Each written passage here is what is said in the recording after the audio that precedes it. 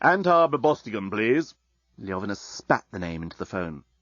I'm afraid Mr. Babostigan is not here. Would you like to speak to Mrs. Babostigan? Leovinus had always felt secretly sorry for the project manager's wife. He could not imagine what it must be like living with such a duplicitous, cold-blooded egomaniac as Antar Babostigan. His pity was only slightly modified by the knowledge that Crosser Babostigan herself was, if anything, marginally more duplicitous, cold-blooded, and egoistical. Perhaps the two cancelled each other out, and the Babostigans lived a warm, intimate, and caring family life. It was a mystery to the great inventor. "So nice to hear from you, Leo," said Crosser Babostigan. Leovinus hated it when people called him that, and he knew that she knew he knew she knew it. "How is the family?" "I don't have any family, Crosser," said Leovinus, with what he hoped she could hear was strained patience. "Where is Antar?" "I think, in fact, I'm sure he's at the ship. He went there with Droot a couple of hours ago. Some panic about something or other. You know how those guys worry themselves sick over your ship?" Yes, he knew, about the same way an anaconda does over a goat it's just eaten. "Is there somewhere they can reach you when they get back?" Leovinus flicked the phone off. A deep sense of foreboding spread from his thighs up to his abdomen and across his chest into his heart. Babostigan and Scraliontis on the ship? What the devil are they up to? The deep sense of foreboding suddenly changed into a sharp stabbing pain in his stomach. He felt cold. He felt sick. He had to talk to the only person that could help. Titania. He made his way down onto the canal level, along the Grand Axial Canal itself, second class, towards the central dome. When he reached the vast statue of Titania that dominated the central dome and the head of the central well, he disappeared into a doorway under one of her wings. A long staircase led up to the vital heart of the ship, the secret chamber of Titania herself. Leovinus had long enjoyed his reputation as the originator of ironic architecture. There was the famous house he designed for Gardis Arbaldonter, the professor of mathematical implausibilities at Bluontis University, in which the doors were actually radio sets, and entrance and egress was gained via the bath. But here on the Starship, he believed he had constructed one of his most satisfying constructional ironies. Titania's secret chamber, her central intelligence core, was located in the very middle of the great central dome. It formed the giant chandelier that hung above the central well. The secret heart of the ship was hidden in full view of every passenger and every member of the crew. The chamber itself hung upside down, but it had been surrounded by an inverted gravity field, so that, when you entered it, it appeared to be the right way up.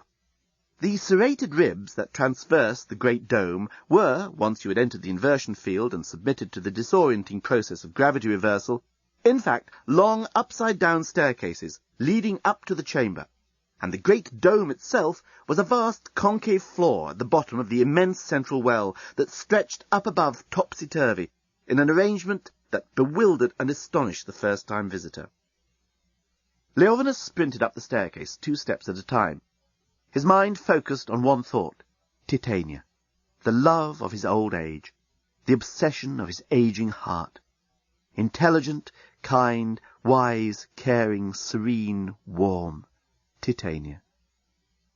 He burst into the secret chamber and gasped. His head went into a spin, and when you have a mind the size of Leovinus's, a spinning head is a formidable sensation. He vomited. He could scarcely bring himself to look at the horror before him, and yet he could not take his eyes off it. Titania, his darling creation, his joy, had been dismembered. She lay there in the centre of the chamber, her hair and wings spread out in their perfect circle around her. But her beautiful, gracious head was grotesquely disfigured. Her mouth had been ripped away, her eyes gouged out, and her nose torn off, leaving a gaping cavity of raw microcircuitry. But before he could even so much as mutter the word fiends, Leovinus became aware of someone else in the room. A figure was crouching behind the succubus console. "Babostigan!" Leovinus ground the word out like a piece of gristle. "What in the name of darkness are you playing at?" Without thinking, Leovinus found himself lunging at the project manager. A small, glowing silver shard fell from Babostigan's grasp and tinkled to the floor. Leovinus glanced down and realized that one of Titania's incredibly delicate cerebral arteries, the central intelligence core of Titania's brain, was lying against his foot. "You're destroying her!" Bobostigan pushed Leovinus off him, and the old man staggered back and fell onto the floor, across the outspread wings of his beloved creature. "You're blind, Leovinus. You sit up there in your ivory tower, thinking you're too high-minded and pure to deal with grubby things like business and finance. Well, this whole thing's gone way out of control, thanks to you." "What do you mean? What are you talking about?" Leovinus was almost crying. "This whole project's a financial catastrophe. Didn't you realize that? We're on the brink of a major fiscal meltdown." Bobostigan was trying to get to the door, but Leovinus, with surprising agility, was back on his feet and cutting off the exit. "So what are you trying to do?" But even as he asked the question, Leovinus suddenly saw, with total clarity, the whole plot. "The insurance!" he gasped. "You were going to scuttle my priceless ship and claim the insurance!" "Grow up," growled Bobostigan. "This is the real world." But he never got any further. The aged genius had hurled himself upon him, hitting the manager squarely on the chin with a remarkably mundane uppercut. Bobostigan lurched backwards, caught his foot in one of Titania's wings, and fell into the succubus tray. The moment he did, the succubus robot was activated. It leant forward, extending its brass snout. "Always a pleasure to dispose of your rubbish." And it sucked Bobostigan up. There was an unpleasant crunching sound and a slight plop, and the project manager was gone. The succubus system was a rather controversial part of the ship's design. In an age when telepresence was all the rage, the idea of transmitting objects around the ship quite physically and literally by means of vacuum tubes seemed old-fashioned and retrogressive. But Leovinus had insisted. It was yet another little irony that he cherished. He finally carried the day by using the safety argument. The physical transport was always less risky than teleportation or any pseudo-travel arrangement. What's more, his succubus robots would be able to categorize and sort everything put into their tray. So if you failed to tell them where you wanted your object sending, they would do it automatically. The system, however, was not designed for human beings, and the succubus was supposed to be programmed to reject any living human who might fall into the tray. Clearly this was yet another area where compromises had been made. Leovinus knew, with a queasy tingle, that Bobostigan had become the victim of his own plot, and would now be a condensed cube of detritus on its way to the ship's bilge. And now the full impact of the situation began to come home to the great man. Here he was, the greatest genius the galaxy had ever known, the day before the launch of his ultimate masterpiece, with an unfinished ship, a financial crisis of which he had known nothing, and a dead project manager caught in the act of sabotage. This was not going to look good in the official biography. Meanwhile, where was Scraliontis?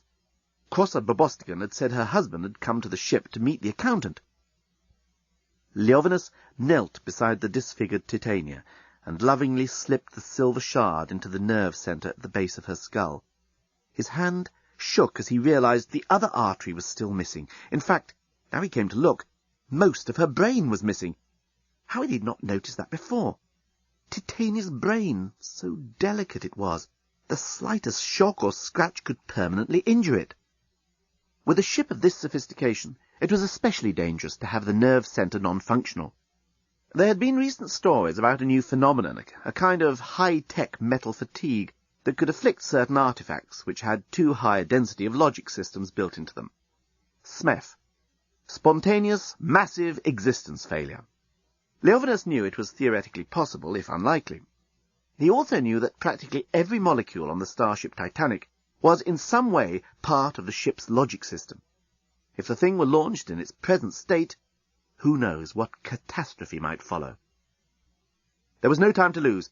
He must retrieve all Titania's missing parts and reassemble them before the unthinkable could happen. Some moments later, Leovinus was to be found in the starboard embarkation lobby, yelling at the deskbot. "Of course you know Scraliontis!" The deskbot, while remaining perfectly polite, was showing no inclination to be helpful. Scrawny little man, glasses. He's the accountant of this whole project, for crying out loud. You've seen him snooping about here thousands of times. Much to my regret, sir, I have been scanning my acquaintance database and am unable to come up with anyone matching the criteria you indicate. However, I am in a position to offer you a berth on the starboard supergalactic traveller E-deck.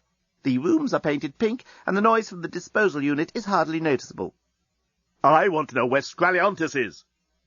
Leovinus flashed a small gold card in front of the deskbot. Written on the card was the legend 60 Million Club. The deskbot sat up brightly. Certainly, sir. I would suggest you look for Mr. Scraliontis in the first-class restaurant. The first-class restaurant was a black-tie-only affair, so the maitre d' was understandably shocked when a disreputable elderly man suddenly burst in and shouted, Scraliontis, I know you're in here. What an honour to have you here, sir, exclaimed the maitre d' genially. However, I am sure, sir, would be more comfortable in the second-class brasserie. Shut up, said Leovinus. Of course, sir. It will be a great pleasure to not only shut up, but belt up, cease to babble, and generally get lost for you, sir. But may I point out that we would be only too happy to oblige sir with some appropriate attire, if sir would be so good as to follow me. Leovinus had spotted Scraliontis, who was standing at the controls of the telepresence robot, trying to fit something into the succubus. He glanced up when he heard Leovinus's voice, smiled thinly, and hid whatever it was inside his dinner jacket. But sir would surely not want to feel at a disadvantage vis-à-vis the other diners. May I recommend a change of vestment before partaking of cocktails? The maitre d' blocked Leovinus's path as he headed towards Scraliontis. For a moment the great man lost sight of the accountant, as the robot bobbed and weaved, bowing and nodding in front of him. Just get out of my way, growled Leovinus. It would be my pleasure, sir, but may I remind you that whilst smoking is permitted in the first-class restaurant, it is a jacket-and-tie affair, and I'm afraid I shall have to call for assistance if sir proceeds any further. You're too late, Leovinus, yelled Scraliontis. This thing is going nowhere, and it's going there tomorrow at noon, fast. The accountant always did enjoy talking in elliptical sentences that didn't quite make sense. It gave him the feeling that he was in some way literary, despite his occupation. Stop whatever it is you're doing, shouted Leovinus. Oh, I appreciate your visit, sir, and hope to see you many times in the future, but if you could just lower your voice a touch, I will show you to the exit as soon as possible. I said shut up! Leovinus suddenly turned on the robot, as it made yet another bow in front of him, and picked it up and hurled it bodily at Scraliontis. May I recommend, sir, to the fire exit? I think sir will find the planers of the corridors more suited to his current garb, remarked the maitre d' as it hit the accountant full in the face, sending him sprawling. The object Scraliontis had been hiding fell onto the floor with a tinkle. It was the other cerebral artery of Titania's brain. At the same moment, the robot burst apart on the elegant floor of the restaurant. Scraliontis scrambled to his feet, grabbed one of the robot's legs, and charged at Leovinus. The old man sidestepped, picked up the robot's right arm, and faced the accountant. For a few moments the two circled each other. Then Scraliontis opened with a straight thrust into an open line. The robot's leg grazed against Leovinus's shoulder, scoring a high outside. Leovinus replied with a simple parry from the fourth position, executing a deft circle with the robot's arm that gained him the right to riposte. But Scraliontis was clearly fencing under a different rule-book, for he went straight to a redoublement, regardless of Leovinus's right to riposte. The great genius was outraged. He flung the robot's arm at Scraliontis, in an attack that certainly didn't figure in any rule-book, and closed in for a corps-à-corps, throwing any pretence to duelling etiquette to the wind. Leovinus now had his hands round Scraliontis's neck. Probostigans! Screamed Scraliontis. Help! Probostigans garbage! The normally kind and mellow face of Leovinus had taken on an evil green hue. This was mainly due to the fact that the lamp of the table, on which they were now wrestling, was directly under Leovinus's chin. He may be garbage, gasped Scraliontis, but he's got a gun. He's dead, yelled Leovinus. His fingers were beginning to tighten on the accountant's neck. If he'd known Bobostigan had had a gun, he would have been a bit more careful how he treated him. Ah, you're choking me, screamed Scraliontis. I know, that's what I'm trying to do. Leovinus tried to put some conviction into his voice, but he was finding it extremely difficult to make his fingers actually constrict the accountant's scrawny neck. I suppose you could say that Leovinus just did not have the killer instinct. Scraliontis, on the other hand, did. As he realized Leovinus was never going to carry through what he was attempting, Scraliontis had tightened his hand around the table lamp, a conventionalized statuette of Titania with her wings providing the illumination. As he felt the great genius's hands falter around his neck, Scraliontis brought his knee up into Leovinus's groin. At the same time, he raised up the table lamp and brought it crashing down onto that magnificent cranium that housed Leovinus's magnificent brain. Leovinus's hands fell from the accountant's neck. He slumped to his knees. Crack! Scraliontis brought the table lamp crashing down onto Leovinus's skull again and again. The extraordinary and superb mind registered all was not right. It blocked out the pain, then realized something truly disastrous had taken place, and wisely decided to abandon all future contact with the outside world for the foreseeable future. Leovinus rolled over onto the restaurant floor unconscious, with blood pouring from his head. Scraliontis stared down at him. God! He'd killed the great man! In a panic, Scraliontis glanced around the first-class restaurant. Disposing of dead bodies, although not something he'd done before, was the sort of thing his accountant's mind was really good at. And a few moments later, he was hurrying out of the first-class restaurant with a spring in his step. In his panic, however, he had forgotten the little glowing silver shard that now lay on the floor mingled amongst the remains of the maitre d'. Leovinus was wrapped securely in one of the great curtains that helped give the first-class restaurant its ambience of unadulterated luxury and elegance. While Leovinus had been thus engaged with business matters, the journalist had been trying to pump information out of the workman who claimed to have come on board to reclaim his parrot. "Come on," said the journalist. "Nobody's buying that. What are you really up to?" "I have a pet parrot," said the workman doggedly, sticking to his absurd story. "I always take it with me when I'm working. I know Mr. Leovinus wouldn't allow a bird on board, so I've been keeping it hidden. But when I came back to get it just now, I found that some bastard had opened the door of the cage and it's escaped." The journalist heaved his eyes heavenwards.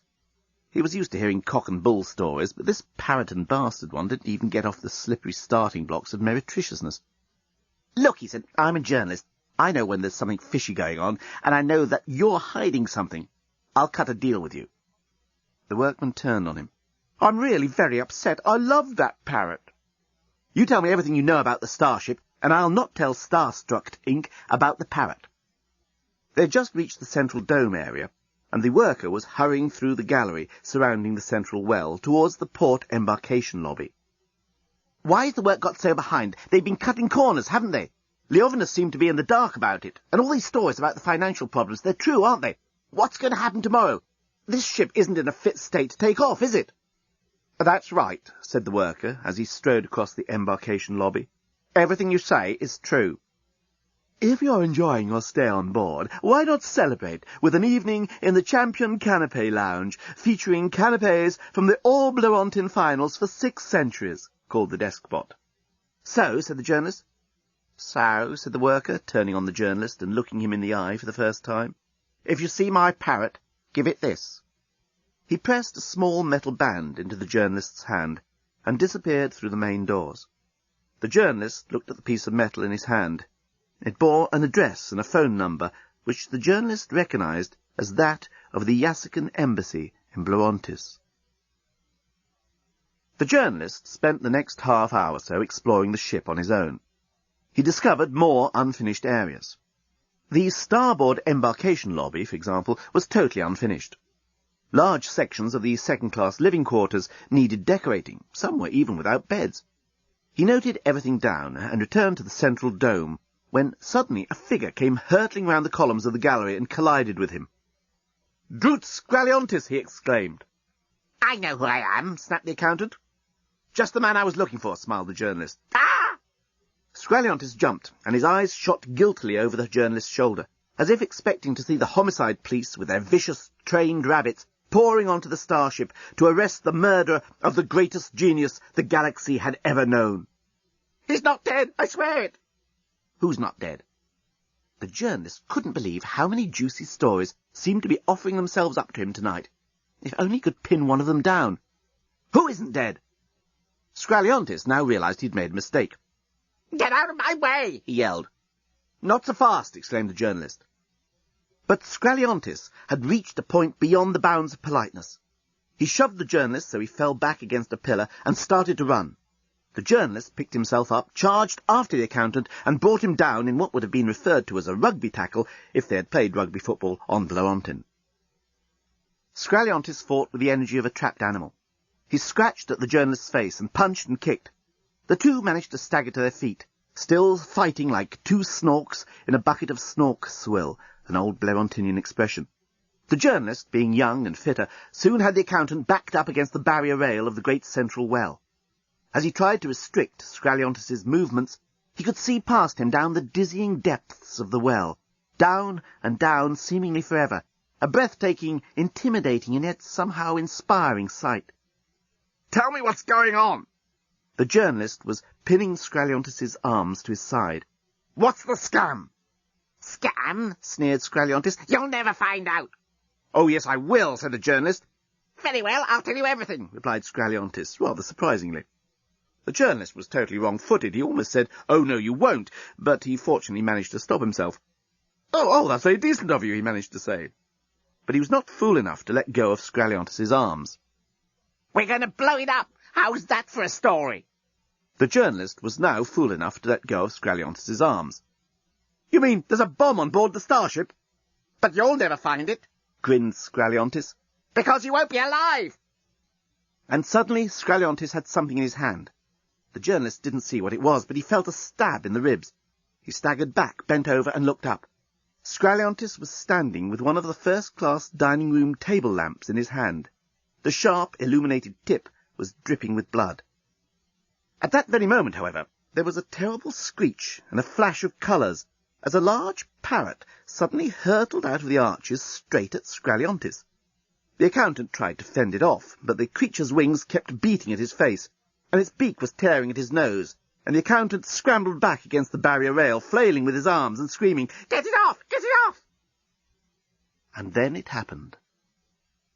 It was one of those ironic moments that fitted perfectly into Leovinus's current architectural style, and it gave the journalist his first piece of hard evidence that corners had indeed been cut during the construction of the Starship Titanic.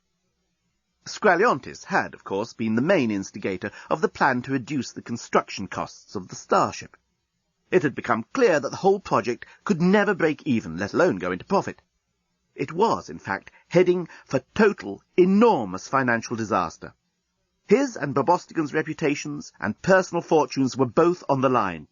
There was only one clean, simple, rational solution, and that was to scuttle the ship and claim the insurance.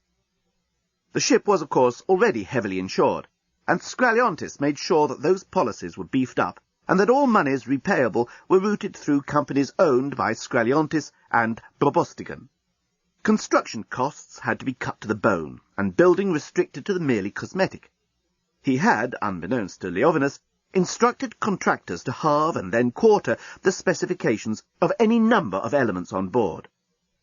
One of the materials that had been generously economized on was the metal employed in the barrier rail surrounding the great central well. After all, Scraliontis had remarked, there aren't going to be any passengers to lean on it, so why make it unnecessarily strong? The reason, he now realized, was that it might not be a passenger who leaned on it. It might actually be the project accountant who leaned back against it in a moment of forgetfulness while under assault by a parrot. But the realization came too late. Scraliontis heard the feeble metal crack, and the next moment found himself falling backwards into the abyss. By the time the horrified journalist made it to the broken rail and looked down, Scraliontis was a tiny figure, still no more than a third way down the great central well, turning gently in circles, waving his arms, and shouting up ever more faintly, "Bloody parrots!" The parrot in question alighted on the journalist's shoulder. "Bloody accountants!" it said. The vicious rabbits had been brought back under control. The overexcited riot police had been calmed down by their chief, and the Yassican protesters lay groaning in mangled bloody heaps on the ground. It had been a totally successful exercise in crowd management. Flortin Romanquez saluted smartly as he reported back to the Gat of Blorontis. "Everything under control, your magnificent beneficence," he said. You may proceed with the launch. But Leovinus is still missing, replied the Gat. He was extremely concerned that he might miss out on the great photo opportunity of being seen arm in arm with the greatest genius the galaxy had ever produced. It was exactly the sort of thing his sagging poll ratings needed, his publicity agent had said. Whatever you do, get your photo taken next to Leovinus. It was, indeed, the single most important thing on the Gat's mind throughout the whole proceedings. We regret your ultimate lordship, said the chief of police with another sharp salute. The crowd down there is 50 million. They are getting extremely restive. I humbly suggest that we get this launch over and done with, so my boys can start dispersing them at once. Otherwise, we might all be sorry. The Gat could see what he meant. The crowd had already closed in over the bodies of the unfortunate Yassican demonstrators, and he could see fights breaking out all over the launch area. Very well, he sighed. No, thank you, he added, as the minor official offered him a fish paste sandwich. I'm afraid you have to, Your Magnificence. It's all part of the ceremony, whispered the minor official hurriedly. The Gat groaned and took the fish paste sandwich. The band struck up the Bloontin national anthem, and the crowd all stood on their heads, as they always did as a remark of respect to the monarchy. Sirs, madams, and things, intoned the Gat of Bloontis into the ceremonial microphone. This fish paste sandwich is delicious. A cheer went up from the crowd. The Gat sighed again. It was such a pathetic ceremony, he thought. And now it is my privilege to launch this, the greatest starship ever built. Fellow Blewontinians, this is a proud moment for all of us. I name this starship Titanic. May luck be with all who fly in her. And so saying, the Gat let swing the beribboned bottle of French champagne so that it smashed onto the bows of the ship. It may seem odd that a civilization that had never even heard of the planet Earth, and certainly had no idea of its existence, should use French champagne for such an occasion. The explanation is rather complicated and involves a lot of stuff about time warps and black holes and an intergalactic smuggling ring. If I were you, I simply wouldn't worry about it and just take it as read. So, just as the bottle smashed into the ship, the minor official pulled a cord, and the sheeting that hitherto had covered the great starship fell to the ground in a gentle cascade of pink silk. There was a gasp from the multitude. Even a peoples used to the sight of great starships had never before witnessed one of such elegant structure, such flawless design. "Isn't she beautiful?" sighed countless male starship spotters, scanning their binoscopes over the hull for the registration number. "Your mummy built that," murmured countless unmarried teenage mothers to their infants. "It's a triumph," exclaimed the head reporter, suddenly remembering what his script had written down at this point. There was a ghostly roar, as if of seas beating on a distant shore that lies beyond the horizon of thought, as hugely, magnificently, the fabulous ship eased its way forward from its construction dock. It then picked up speed, swayed a bit, wobbled a bit, veered wildly, and just as the crowd were about to scream out in disbelieving terror, it vanished. Just like that. It had undergone what was about to become famous as SMEF, spontaneous, massive existence failure. In just 10 seconds, the whole stupendous enterprise was over. "We're going to put the bathroom here and the door over there," said Dan. "It's terrific," said Nettie, "but—" "I thought the bathroom was going to be there and the door was going to be over here," said Lucy. Why did he always get it so wrong? Dan always made the effort, and yet, no matter how hard he tried, the things he and Lucy had discussed only the day before entirely eluded him, or came out all garbled. "That's what I meant," said Dan. "It's terrific," said Nettie, "but I have to tell you something." She was interrupted by Nigel, who was sniffing around the cellar. "You can smell these centuries of vinous pleasure oozing from the very brickwork," he shouted up. "The place is only 180 years old," Lucy shouted back down. "It was built as a rectory," Dan murmured to Nettie. Terrific," said Nettie. "But look, Dan." You're not kidding." Dan felt the enthusiasm welling up from inside him, the way it always did when he needed it to. "We're going to have the restaurant here on the right as you come in, not your nouvelle cuisine, but state-of-the-art Californian, and here there'll be a bar." Lucy gave him a withering look, but mercifully she didn't correct him. Oh, yes, now he remembered. The restaurant was going to be on the left. It had started off on the left, then they'd changed it to the right, but then Lucy had pointed out that the kitchen would be better on the other side, so they'd gone back to the left. Oh, what the hell was he supposed to remember anyway? Terrific, said Nettie, but look. Her voice trailed off as Nigel reappeared.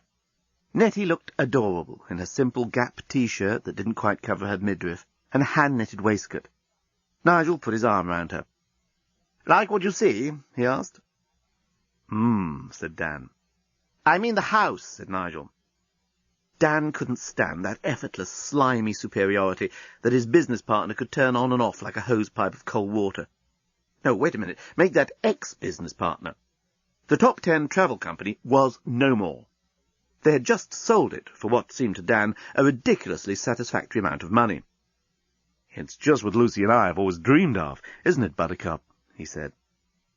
Lucy hated it when he called her pet names in public, but she'd never told him, so she blamed herself.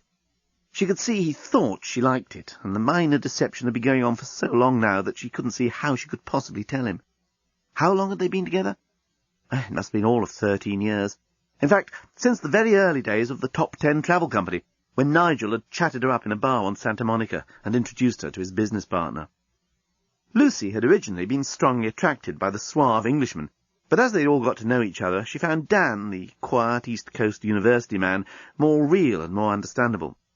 In fact, the more they got to know each other, the more she wondered why on earth nobody could see at first glance what a complete sleazeball Nigel was. "We're going to call it the Watergate Hotel," said Dan. "Won't that put off Republicans who still want to bug each other?" asked Nettie. Nigel patted her bottom. "Go and turn the car around, there's a good girl," he said. And Nettie trotted off on her high heels down the steps of the elegant early Victorian rectory into the night. How can she let him treat her like that, thought Lucy to herself, but said, "When are you going to sign the final release forms for the company, Dan?" No, I'm not sure. Dan seemed suddenly nervous. I don't think Nigel's got them yet." "The forms should be waiting for us back at the hotel," said Nigel before Lucy could explode.